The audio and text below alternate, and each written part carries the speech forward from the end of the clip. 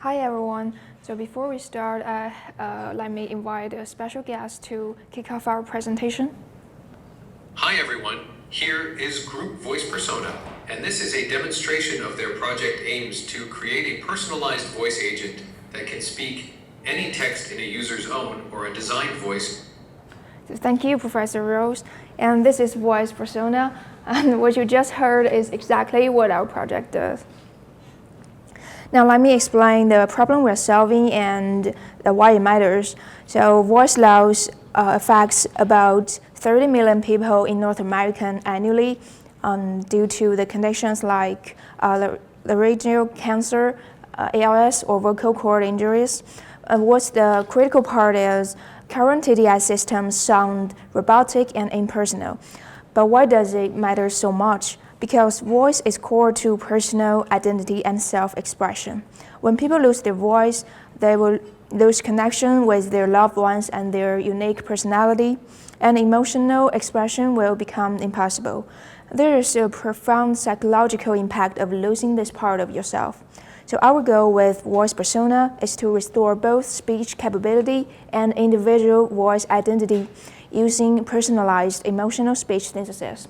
What we want to do is not just make people speak again, we want them to sound like themselves.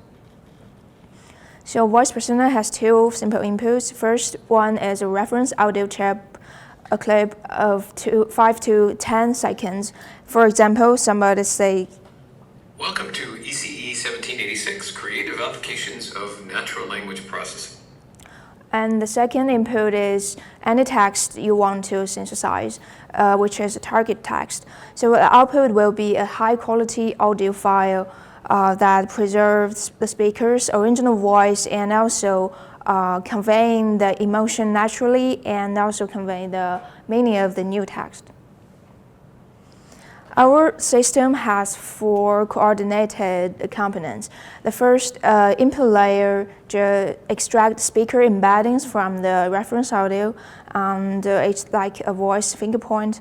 The second LLM emotional analyzer, it is not just match the keywords, it extracts the emotions and intensities, and also it has a prosody controller to make some prosody parameters like the pitch, the energy, and the tempo. Third is F5 TTS engine. It takes those parameters and synthesize the speech. And finally, we use the evaluation agent to measure our quality. So up to this point, I will show how we evaluate our system. We focus on several domains. The first one is the speaker identity preservation, which is measured through a cosine similarity between the speaker embeddings from input and the output audio, which is extracted in the previous, we showed the extraction part. And second, we focus on the intelligibility, which is basically the clarity of the generated audio.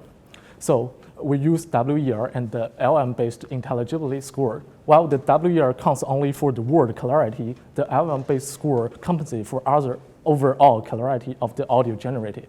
We also introduce LM-based method for emotional alignment and naturalness, which is measured through MOS. To realize this, we introduced 2 data sets. The first one is a VCT corpus with neutral speech audio paired with their scripts. They're used to evaluate the speaker identity preservation and intelligibility. Second, when it comes to emotional handling, we introduce our human-labeled emotional tag data set, which covers 20 sentences each for 6 emotions categorized in our model, which is joy, sadness, neutral, fear, anger, and surprise, to evaluate the emotion expressiveness. And here are the main numerical results. We first iterate through the VCTK dataset to test our voice cloning. We got over 85% of speaker similarity, and the WER is around 5%. And for emotional handling, we designed 2 experiments, one for the text emotional analyzer and one for generated audio. The rule-based emotional analyzer only achieved around 20% of accuracy, while switching to an LM-based method does leverage to 67.5%. And for when we evaluate our generated audio according to the metrics we defined earlier, we got our speaker similarity is still over 85%, while the WER is under 10%. We got 4.35 out of 5 for emotional alignment score, though the intelligibility score and the naturalness is a bit lower, but we believe that is the more emotion integrated into the whole audio leads to this performance drop. When it comes to qualitative measurements, let's first take a closer look at our emotion analyzer result. Though the LM method leveraged to around 70% of accuracy, but we dig into it, we'll find that it is extremely unbalanced for each category. While it did pretty well in some emotions, but almost failed for the other case. And this problem does not only exist in emotion analyzer, but also in the generation. Let's first hear a success case. I'm absolutely thrilled with the progress. And this is, the emotion is fully conveyed, but when we turn another one. Sadly, I am very disappointed at your progress.